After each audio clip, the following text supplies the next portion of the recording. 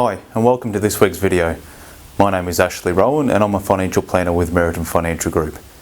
Today's video we're going to talk about retirement villages and some of the traps that may be involved from a financial point of view that I'd like everyone to be aware of before choosing to go into a retirement village for their lifestyle purposes.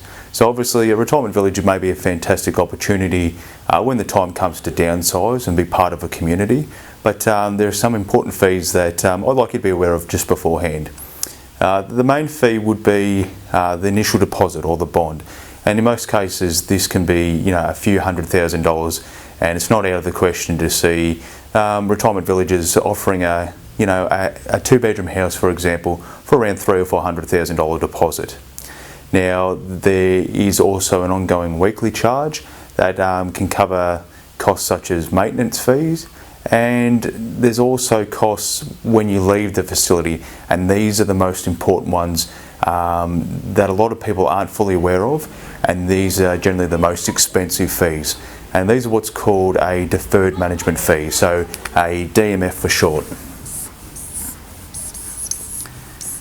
Now, a lot of retirement villages will calculate their deferred management fee differently to others, so no two are generally the same. They have their own formulas.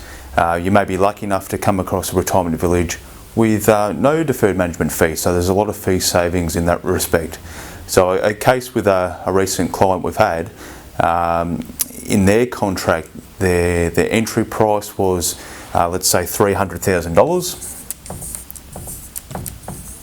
and their deferred management fee worked out to be, for the first 10 years, it was 3% per year, accumulated for however long you're in the retirement village, but capped out after 10 years. So for example, if they were in 10 years, 3% per year times out by 10, that's 30%.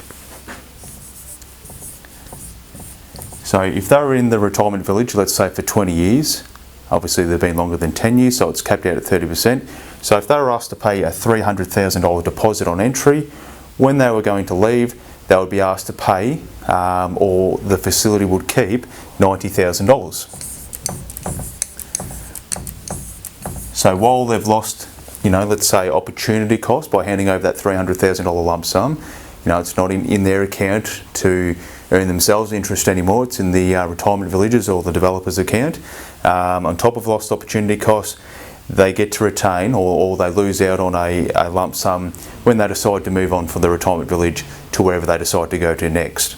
Okay, this is it's not so much a hidden fee, but it's a less explained fee, and a lot of clients aren't aware of the actual real costs in the majority of retirement villages. So obviously that applies to ones that have a large deferred management fee. All right, it was quite interesting in this case as well. The village operator, that they'd done a few examples of a deferred management fee calculation, and in a few scenarios that they created. So one was, when the resident moves in, they essentially own the house but not the land that it sits on, so they don't have too many rights in that respect, but they own the house. So if they decide to leave, they resell the house. So a lot of the examples had, for example, when they were to leave, the house may be worth, let's say in 10 years' time, $500,000. Okay, and not $300,000 anymore. So based on that, they calculate 30% of $500,000, and let's say at that point the deferred management fee equated to $150,000. Okay, so they would say you will pay us $150,000 when you decide to leave, but given that the price of the unit's gone up, or the house, the out-of-pocket expense, $150,000, but hey, you'll be $50,000 in front. And this was their sort of sales technique that they were using to reassure their prospective residents. Okay, obviously that may work out. There may be some capital gains issues applied to that, but that's the techniques they were using, and it obviously painted a nice, pretty picture. But let's take, for example, after 10 years, it's not worth $300,000 anymore. They struggle to sell, and it's worth $250,000. So it can completely work in reverse. So these are the situations you need to be aware of, and sort of look a bit deeper to what they're trying to say from a sales point of view.